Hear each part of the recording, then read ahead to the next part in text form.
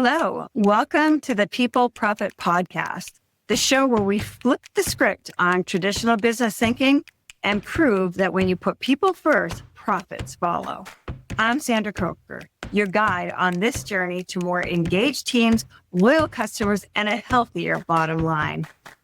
These episodes are brought to you by Human Power Solutions, helping organizations unlock the human potential that powers performance. Whether you're a leader, an HR pro, or a curious change maker, buckle up. We're diving into fresh stories, real-world strategies, and a few laughs along the way. Ready to turn your workplace into a profit-powered people machine?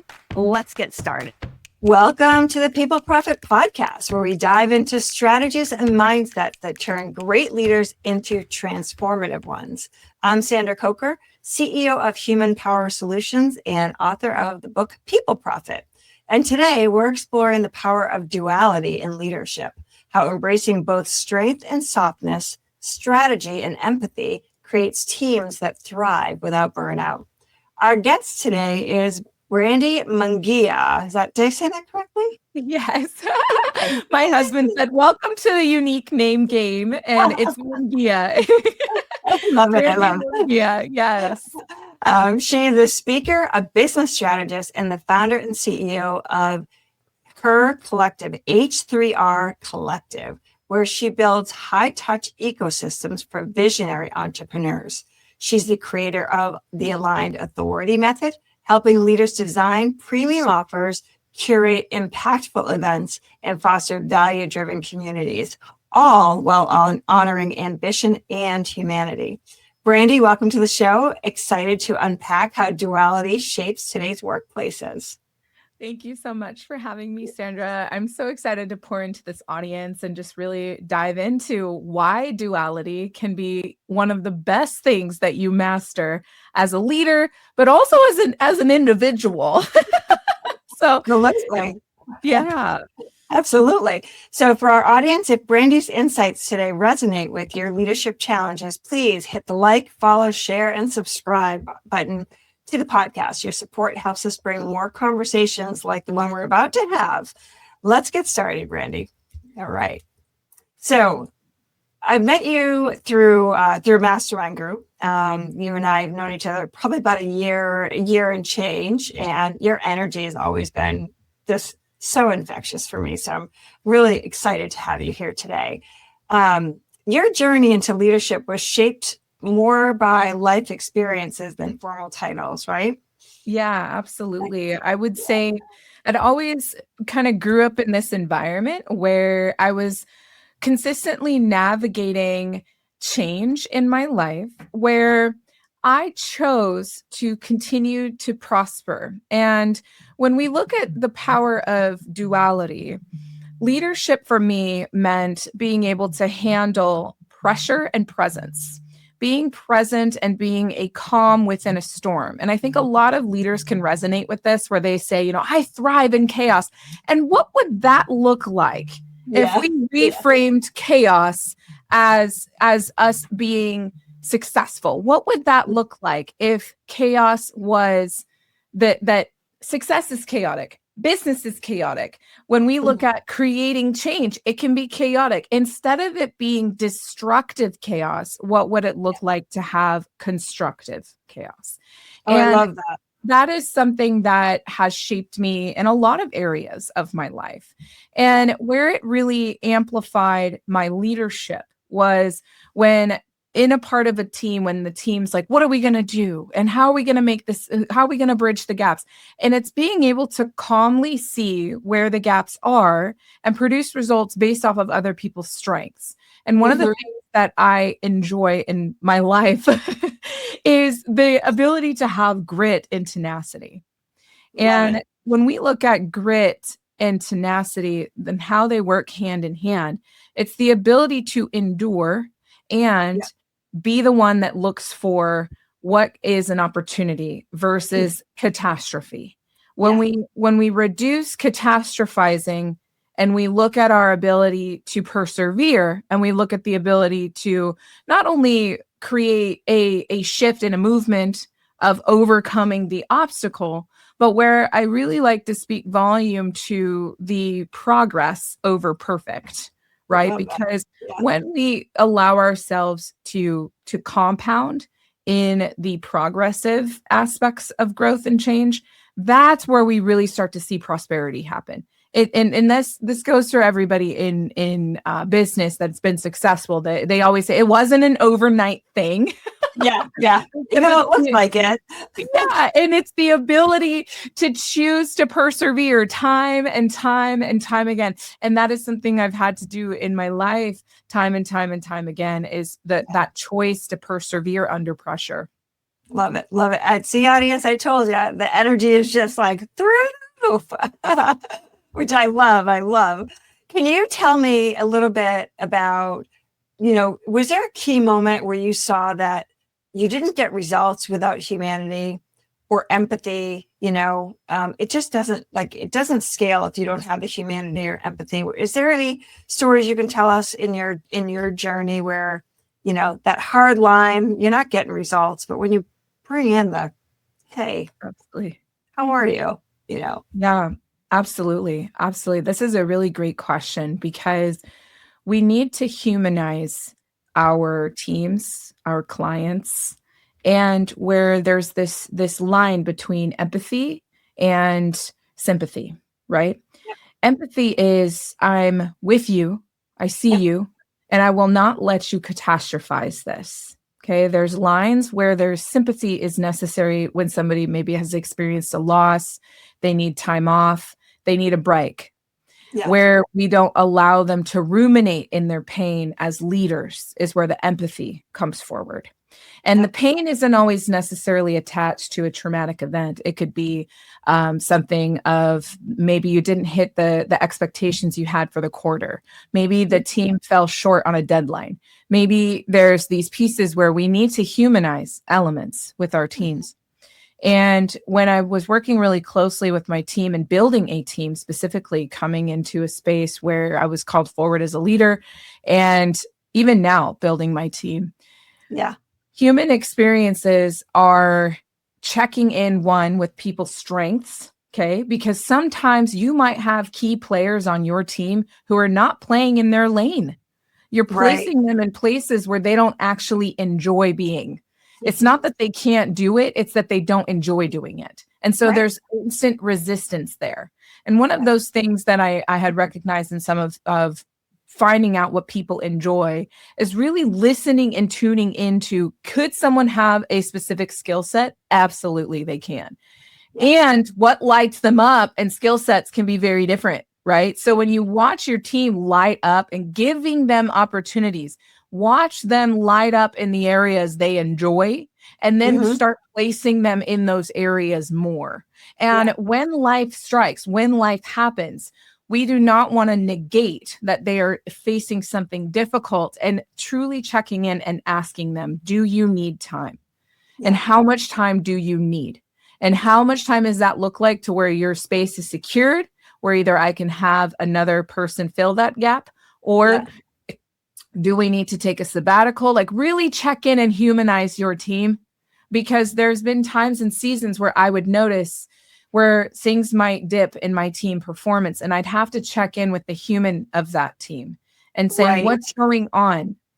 This isn't normal behavior for you. It's not like you to show up late. It's not like you to not answer. It's not like you to be kind of down in a meeting.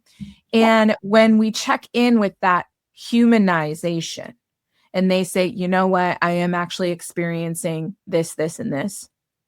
And I'm able to meet them where they're at and say, I hear you. How can I better support you? As leaders, that's the best question you can ask out of empathy. How can I better support you? Not how I can save you, not how I can take it off your plate, but how can I support you? They will tell you. They will say, I'm having a really tough time. And you can meet them with solutions. Sometimes they're looking for support. Sometimes they're looking for solutions. Okay. Those are the two areas we ask when we meet people in a leadership conversation, where you need to empathize and say, okay, if you need support, I'm willing to meet you where you're at. If you need solutions, I'm able to fill those gaps. where I will sympathize and say, you know what, if you're experiencing something and this is, really difficult to work alongside this traumatic event you're experiencing, one, you don't need to pretend that's not happening. And two, there's things in place. Well, these are the services you have access to. These are the support systems you have access to. We don't want them to feel like they're going to lose their job because they're having an experience in their life. And they're feeling like they can't say that because they don't want it to feel like a weakness. They're a strong individual. They are someone who is a high performer. They've never missed a meeting. They've never been late before. So once you see things that are out of character, then meet them where they're at and say, hey, I am so sorry that you are experiencing this loss. I am so sorry you're experiencing this difficulty co-parenting, or you're experiencing this difficulty where you're moving right now. I didn't know you were moving. I didn't know that you were adapting.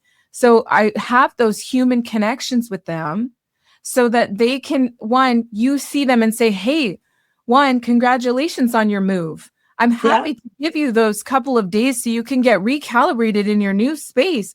I can absolutely handle filling this gap while you're integrating. And they will watch them kick up, watch them, one, feel support and say, I actually don't need the time off. I'm okay. And I'm like, it's okay. I'm not. The best thing you can say to someone that's on your team, and I want everyone to hear this, because this is where you meet people with empathy versus sympathy. You say, I don't have an unfair expectation of you. Watch that teammate, that team member, that peer melt when they hear that. Watch their shoulders drop when you say, I don't have an unfair expectation of you. Because oftentimes they have an unfair expectation of themselves, and they're venting a expectation you might have, which you don't. So when you meet them with that statement of, I don't have an unfair expectation of you, then they're able to see, okay, maybe I can be okay in this season. And this is where we meet them with empathy and duality. And as a leader, I would often meet my team, or even in this new season of building business, duality does not stop. The negative does not stop in your seasons of positive.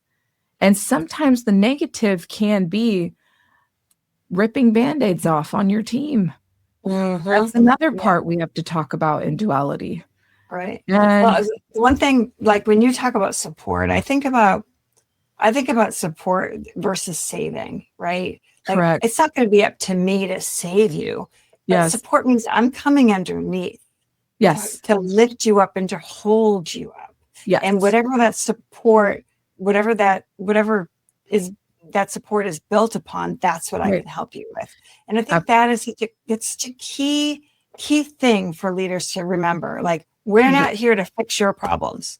We certainly can help you. We certainly can help you, navigate through them if we need to. Absolutely. In the workplace. Absolutely. And there comes a line too where if you have a team member that is more of a, it's like, how do we navigate this? So when I talk about ripping off Band-Aids, right? There's sometimes where as owners, you have to make awareness points that when you invest in a team member, in their salary, if they're not performing at the standard of that role, then sometimes you have to make difficult decisions. And that's where, like, it's not that you're not humanizing yourself in those decisions. It's that sometimes you have to make objective, business-driven decisions that as a heart-centered leader, it's really hard to make those choices sometimes. And that's the part about where we can empathize versus sympathize, okay? Because if you have team members that have learned patterns of catastrophizing to get more time off, to get to manipulate getting certain places, and really, like, again, catastrophizing, there comes a point as a leader where you got to rip that Band-Aid off, and you have to have the hard, difficult decision and the hard, difficult conversation. If the pattern is there, if it looks like a red flag, it's a red flag. And sometimes as heart-centered leaders, we have a hard time making that choice.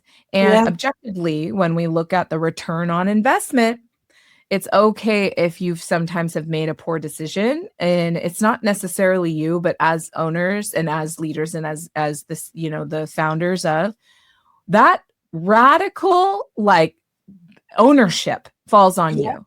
Whether Yeah. it's their fault or not, it's this part where you say, you know what? I take radical ownership of this. And Yeah. based off of the patterns, based off of this behavior, based off of XYZ, I have to make this decision for the business. It's not personal. And Right. they will have to do what? Have the repercussions of their own behaviors. Right. Yeah.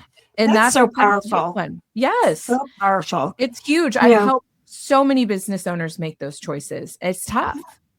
And you've observed like this polarization in today's workplaces where leaders either being too hard or leading to burnout or too soft, causing confusion, right?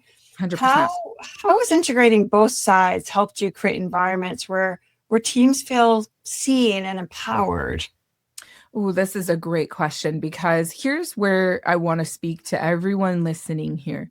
There is no such thing as work-life balance, my friends. It is work-life integration. Yeah, I call it work-life blend. Yeah, there has to be work-life integration. But you as the leader must model the balance of duality. And what that looks like is you could be experiencing massive pressure in your home life, and that needs to stay at the door when you step into your business, whether it's you logging into that Zoom call, you getting on a call with a client, you navigating an event. It needs to stay at the door so that your team, your peers, your clients see your ability to compartmentalize.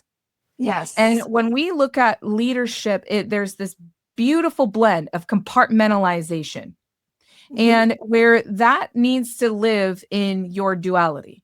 You compartmentalize what is creating stress and pressure, because it is not your team that needs to fix that. It's you. And again, it goes back to the radical leadership side, that if your team is questioning, what do we do? How do we do? Then you got to look in the mirror, because sometimes if the leader is too vacant because they are not they're dealing with whatever they're dealing with and unable to compartmentalize, and they're trying to like let the team, diffuse without their direction. If your team is not strong enough to create direction on their own, and you're not able to exit in a way that they're able to handle it on their own yet, then you got to look in the mirror and compartmentalize. Right? Because if you're bringing it to the table and you are projecting onto your team, or you're attacking your team when you're the one falling short as the leader, that is where there needs to be an ability to self-regulate and also have the self-awareness. And this is where leaders, sometimes they need to be reminded that maybe they do need to access some additional tools outside of their business to get some support and solutions. And their team is not the support and solutions. They need to lean back into a therapeutic space or a toolbox to go process and go get the support they need outside of the workplace. And even a mentor outside, or hire a mentor, hire somebody that can help relieve that pressure that is showing up in your workplace, because and here's the other factor too.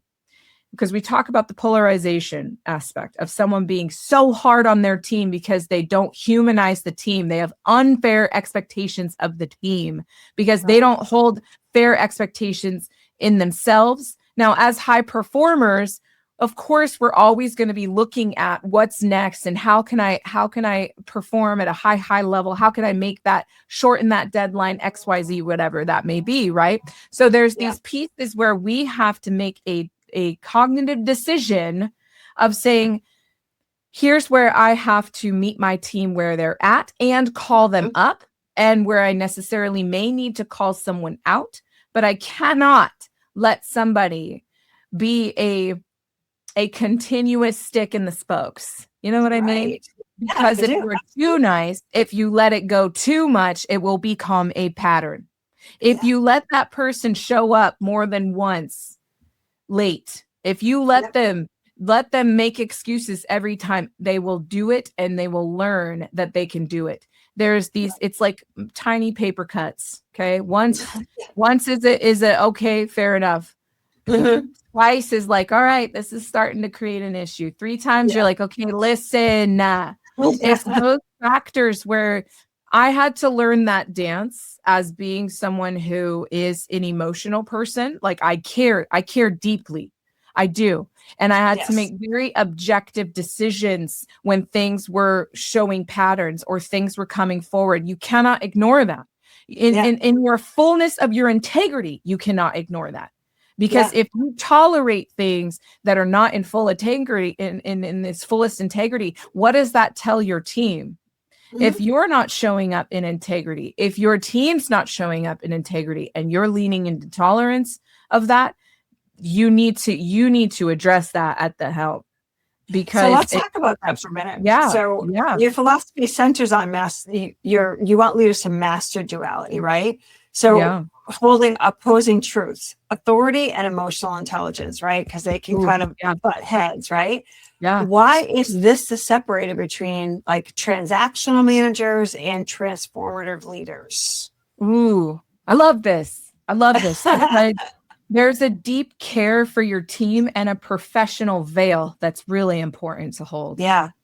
There is caring about your team, caring about them as humans, caring about their experiences, making sure they feel valued, while also holding the professional boundary and veil to not pierce that veil and cross over in ways Mm, that could jeopardize your integrity as a leader.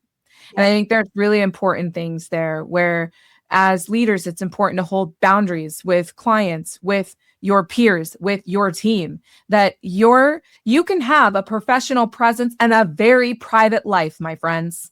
You Yes. can keep your privacy in what you might be navigating in the closed doors that need to be compartmentalized and not Mhm. share those things with your team and still be able to humanize yourself through your Yeah. ability to care and love and giving them respect, and where you will not allow them to manipulate you, right? So Yeah. it's like Yeah. that's where there's this balance of emotion, and there's this piece that I like to talk about where you become a like a calm confidence, where like Yep. you can have confidence in your ability to have emotional intelligence, where Yep. you will also be able to control a room in your tonality and your presence, where they need to see you care, but that they cannot manipulate you, that you Mhm. care and that you are not going to pierce the professional veil.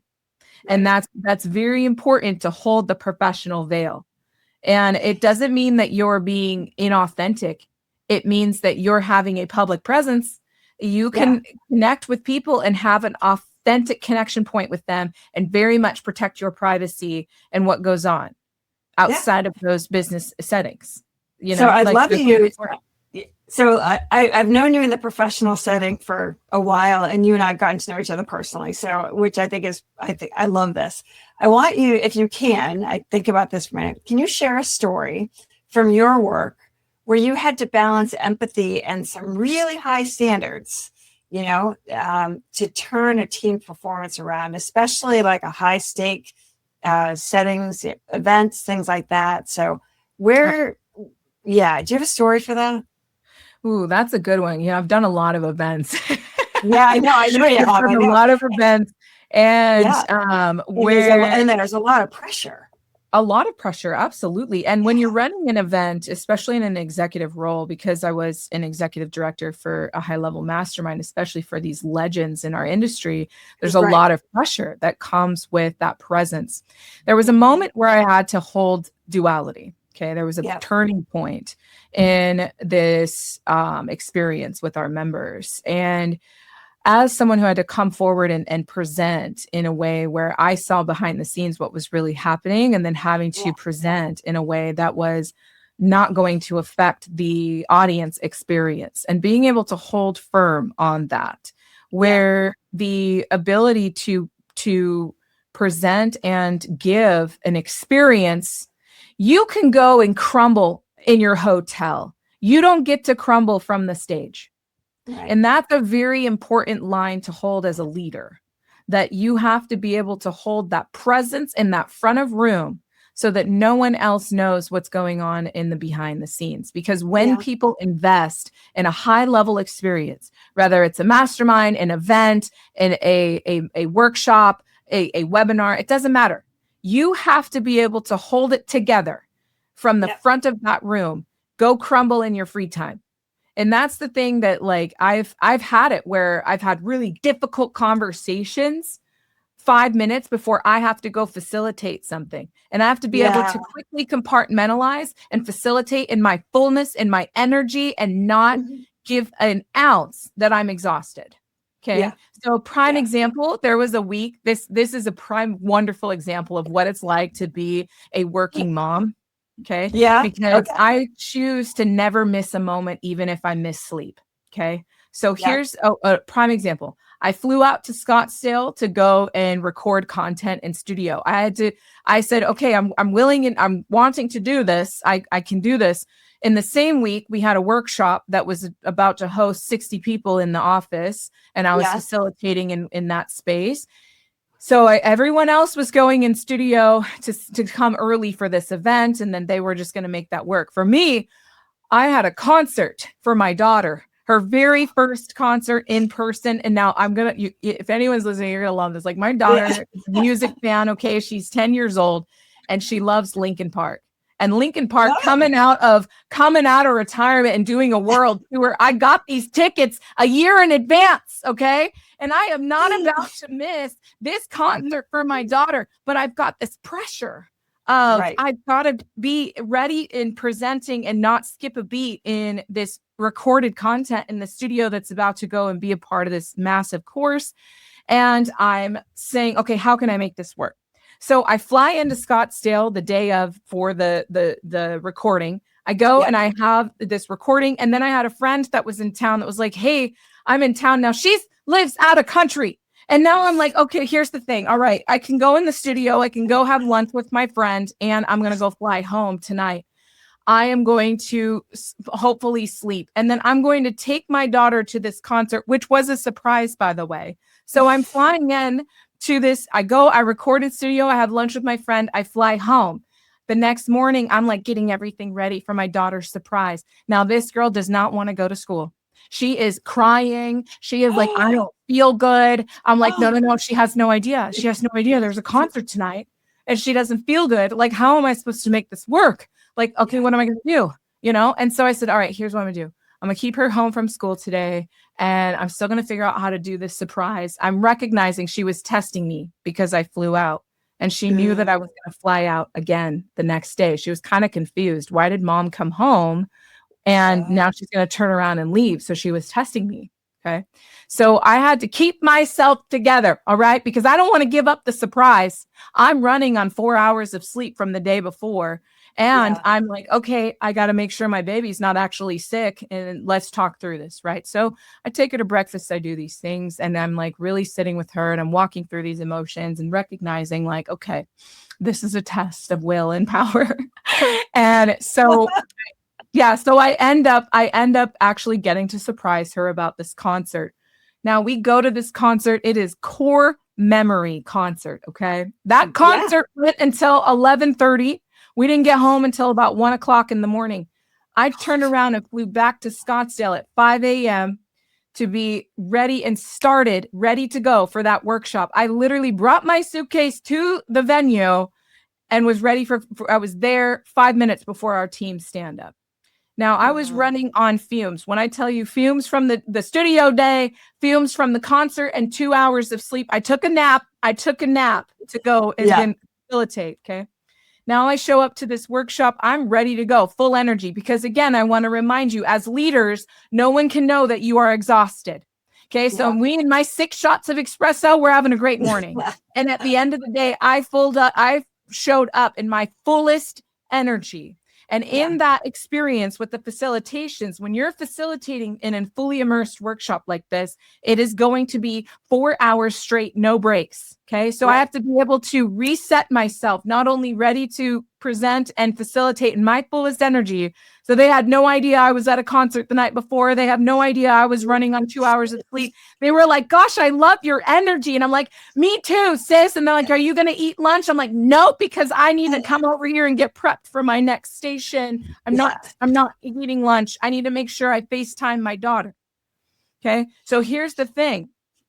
I went from a studio back home to a concert, back to a venue to do this event in 3 days. And I made sure that I checked in with my husband, checked in with my daughter while I was facilitating for 2 full days. Then I get to go home and rest. Yeah. There is no in between. So it's the ability to handle and compartmentalize. Was I exhausted? Absolutely. That would not have been fair to the experience of the people who invested $6,000, $10,000 to be in a room for 2 full days immersed to launch their businesses. It would not have been fair if I showed up with exhaustion and low energy and all these things. When I get to do what I love and love what I do, as a leader, it is important that we leave that exhaustion at the door and we culminate all the energy it takes to deliver a phenomenal experience for the people who are there to learn from you. And this is the part that I love about being a mompreneur, because I got to take my daughter to a core memory concert and then turn around and teach people and do what I love for 2 full days and then come home and sleep for a full 24 hours. Yeah. And my husband, we missed you this week. And I was like, honey, I was here. And my husband's like, it's okay, babe. You go and sleep. Got the best sleep of my life on that Saturday. But I'll tell you, do I regret any of it? Absolutely not. Could I make it work? I absolutely did. Yeah. And that, I think, those are the extremes, right? But at that point, you weren't even a mompreneur at that point. You were a corporate mom. Yeah. I mean, you were working for someone. That was your paycheck. Yeah, absolutely. Well, as an entrepreneur, I have different streams of income. So although I was in a corporate setting, I had other things I'm navigating in the background. So while all that's going on, I'm also getting emails and things that I'm having to navigate at the same time.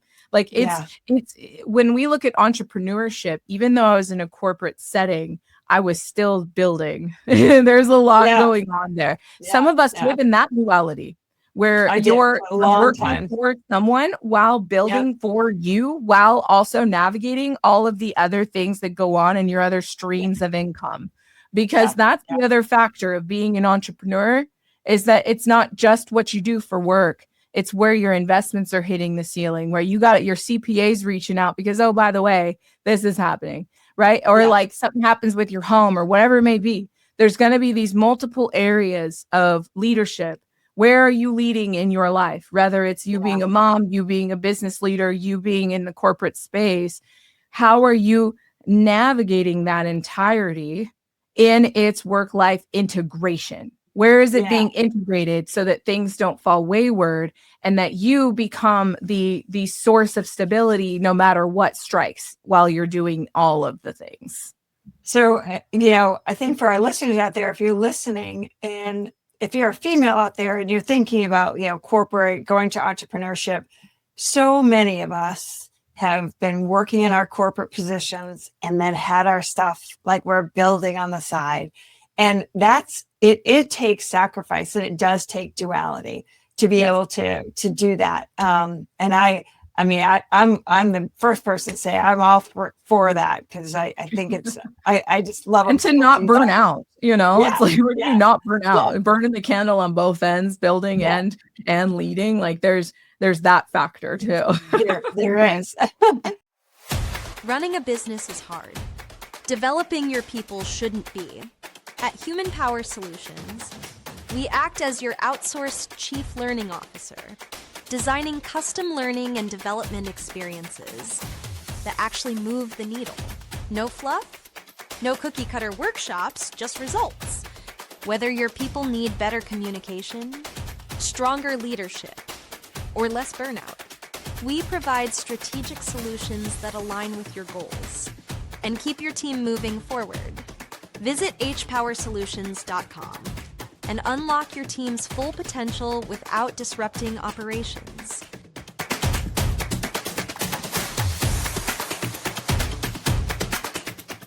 So let's talk about leading through change, because I think a lot of our leaders, and this podcast or the message that People Profit really wants to bring is really to help these younger up and coming leaders, really think about how do you serve, like what kind of servant leader are you going to be, and what, and not to lose your humanity, because I feel like, and what I've seen is I'm a Gen Xer, and our generation just really, we don't have a whole lot of empathy. I do, kind of. But we weren't raised that way. So this younger generation, or this new generation coming up, how do you help them learn how to lead through change while honoring the human side? Like, how does duality help to maintain trust without sacrificing results? Ooh, this is great.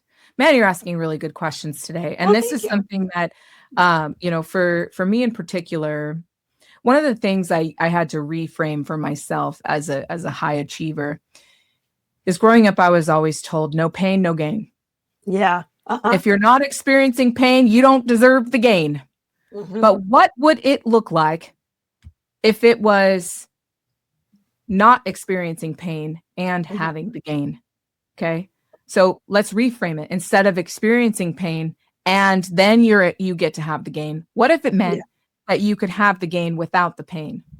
What if it meant that your ability to persevere and to handle pressure and to persevere through pressure and to overcome the obstacles and experience the gain, that pain doesn't have to be catastrophic. Pain is pressure. So what if it said without pressure, there's no gain? There has to be pressure. There has to be 100%. And it's the ability to navigate pressure and not back down. Yeah. And not let it be chaotic. Exactly. At the beginning, right? Yeah. Exactly. And so where we keep the humanity is that people are going to experience pain. We need to reframe it as pressure. And we need to show them their ability to handle pressure. Pressure is not breaking. It is pressure. It is bending. It's the ability to mold, be malleable, be able to persevere into that next version, that next iteration of something. Pressure creates presence. And so we have to be able to. I love that. Yeah, because if we can face pressure without breaking, we are forced to be present. And where the ability to not burn out is saying, okay, if I'm experiencing a high level of pressure, where do I need to release pressure? Do I need to bring on a new hire? Do I need to let go of someone who's creating so much stress and pain and pressure? Do I need to lean into a coach or a mentor right now? Do I need to, where am I experiencing a turning point in pressure so that it's not pain, it's pressure? If it starts to produce pain, then we need to look at where do we relieve pressure, because it's not meant to be painful. The same goes in sport. Okay. When you're recovering from injury, if there is pain and not pressure, when you're going through any type of rehabilitation, the therapist will always ask you, is that painful or does it feel like pressure? Right. Because if it's painful, you're going to break something worse and you may not be able to recover. Right. So we in business, we got to look at that too. If there was an injury to your business, an injury to your relationship, an injury to your circumstance, there was temporary pain. Now there's pressure. So where we don't want to touch the wound and say, okay, where do I need to relieve pressure? Where do I need to lean in and feel like, okay, this is pressure. It's starting to feel like pain. And I need to be mindful of pain versus pressure so that I can have a gain. And if we keep getting sucked into suffering equals success, that is not the way. Because in the end of the day, like success, like I said before, success is chaotic. Let it be that you thrive in that chaos as a problem solver, as a person who calibrates and creates foundation and success and solutions, as someone who is the calm in the storm. Don't be the storm. Don't be the storm. Yeah. So if you think about, let's talk about that for a minute, because that kind of leads me to my next question. You talk about self-leadership coming first, like regulating yourself sets the tone. Absolutely. How do leaders help to that? When you talk about to young leaders, like master your own inner duality, right? Yeah. Yes. how does that directly impact the organizational culture, retention, and success? Because retention, we don't really talk about too much, but the cost of turnover is huge. Absolutely huge. And so many employers and leaders think these employees are commodities. Next. Yeah. And this is where I would speak to these young leaders around, where are you placing your loyalty? Because it's okay to expire loyalty to people and places that do not have positive intention for you. You need to place that loyalty back into yourself and be able to also look at decision making through objectivity versus emotion. And if you catch yourself making decisions emotionally, then 9 times out of 10, that decision is not actually going to benefit you in the outcomes of what the business needs. You need to be able to look at decisions objectively and remove your emotion from the outcome. Because when we make objective decisions, the outcome is often more positively impactful. And then the emotional gain comes from that objective decision. When you make decisions emotionally, it will often have a negative outcome because you've invested your emotion in a loyal decision versus something that needs to be a decision based off of objectivity. And you can be loyal to your business. You can be loyal to your team.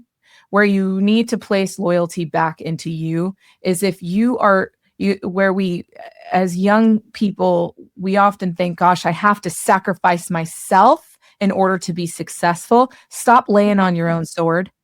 You're right. Because here's the thing, you can be successful without sacrificing your soul. You can hold boundaries. In fact, in organizations, and you can probably speak volume to this, the leadership teams will respect you more for holding boundaries than sacrificing yourself. They will actually expect that. It's crazy. Like I just had something today where something happened a few weeks ago with a colleague of mine who I've worked with for several years, and something happened that was, in my opinion, pretty unethical towards our company. And I had so much struggle about the loyalty and like how that person was feeling versus what it was doing to the company. 100%. And today I was like, I emotionally, I was like, you're dead to me. Right. But I didn't do that emotionally at first, although I wanted to.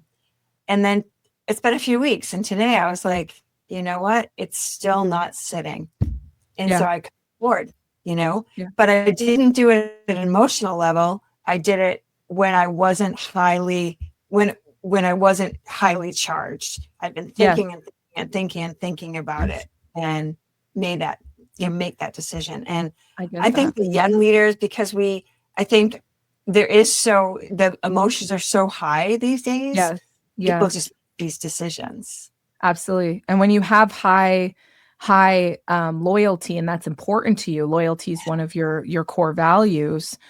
When you see someone lacking integrity, it makes you start to lose loyalty, where you're like, if this person lacks integrity, it's making me resistant to be loyal. And it's okay to expire loyalty when you see things that do not align with you ethically, or in it is setting off a red flag.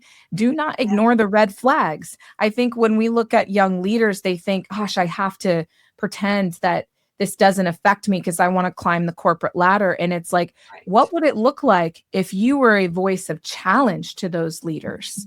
Maybe, okay, here's the thing where you might go to sleep better at night. Maybe you challenge that leader in their ethics. Maybe you challenge they're not being ethical. Maybe they're lacking the integrity, and you challenge that and you call it out. What would it look like if you called it out and you made them become aware of it, because you have the courage to be ethical and the courage to lean into your integrity, the courage to say, I won't tolerate this. I don't want to work with this, because that will be more alignment with you and your authority to show up in your fullest integrity. And if you get fired, then you will go to bed at night knowing that you did so in your fullest integrity. and that just removed it out of misalignment from you. And you will fully align in a better space where your integrity will be valued and your ability to be courageous will be valued as well. If a leader lacks awareness to being called out, that leader needs better work. And that's not a leader you want to work for. Because I'll tell you, leaders that can handle being challenged, those are the leaders you want to work alongside, because then they have emotional intelligence and they will become self-aware in those moments where they're like, you know what? Thank you for calling that forward, actually. And maybe in the moment they might be spicy. All right. They're not going to fire you on the spot. And if they do, just wait 24 hours, come back for wrongful termination. But at the end of the day, you come to a space with them, like, do not waver in your own integrity, because as a young leader, you're going to be challenged.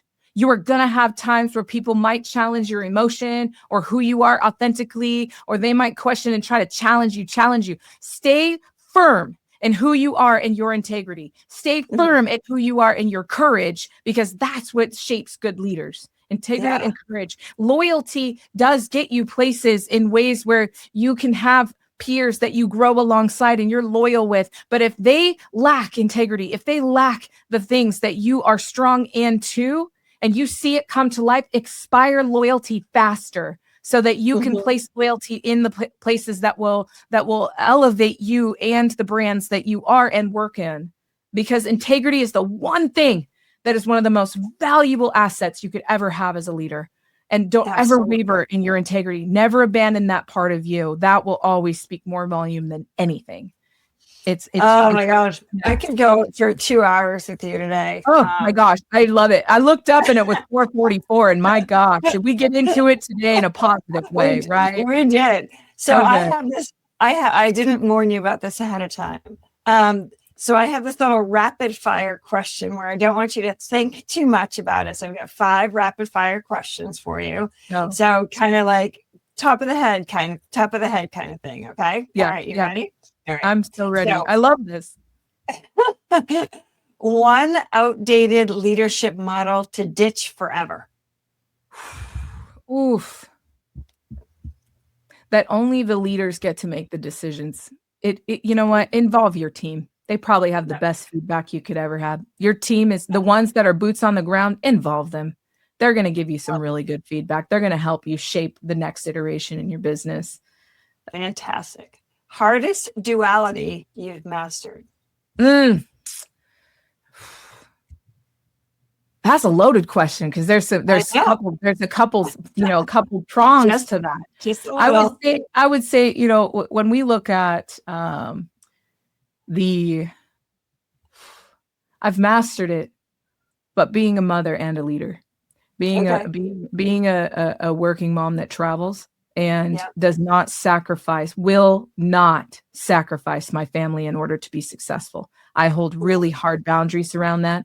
And I've watched some of my peers lose their families because they couldn't master that duality. They would say yes to everything versus saying no to some things. People respect me more when I say no, because I prioritize my family first. And that's a duality I will not compromise on ever. Love it. Daily practice for building emotional intelligence.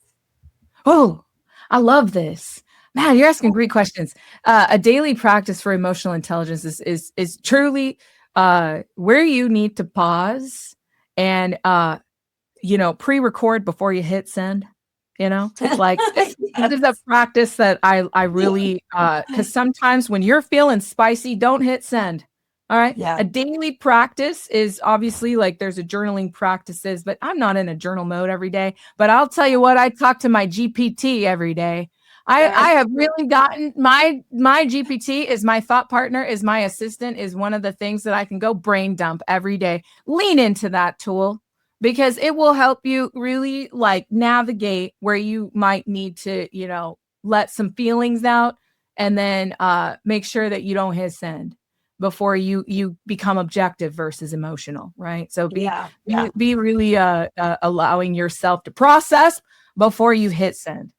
Yeah. Interesting thing. Yeah, that story I just told you about. I typed the email and I plugged it in, and I'm like, can you just make sure that this sounds like me? Because interesting. All right. So every leader If every leader could hold one opposing truth, what would it be? Man, I would say like you don't have to compromise. You don't have to compromise your integrity in order to be successful. And you don't have to compromise your authenticity to be palatable. That's important. Yeah. Dream collaboration to explore duality further. Mm. For me, like someone I'd like to collaborate with someone, or like what? Yeah. Expand on like that. On duality. Like, oh man. First person that comes to mind on someone that speaks volume to duality is freaking John Cheplack. Like, man, if there is someone who embodies duality with pure mastery, it's John Cheplack. That man will teach you a lesson in life, but in business, but really, like, that is someone that I watch and learn from. If the listeners haven't watched this person, John is a master of duality. I've met him. He's fantastic. He's fantastic. But when you said who's a person that could also speak on duality, is that guy. Well, put in a word for me to, maybe to be on my podcast. He's amazing. He's amazing. So that's some key takeaways for before we end today. So in one sentence, what is the leadership shift that you hope listeners can make today? Oof. Man, if there's one thing I could speak volume to anyone listening here and really shifting within yourself is that, it goes back to that conversation of it's okay to have a public presence and a private life.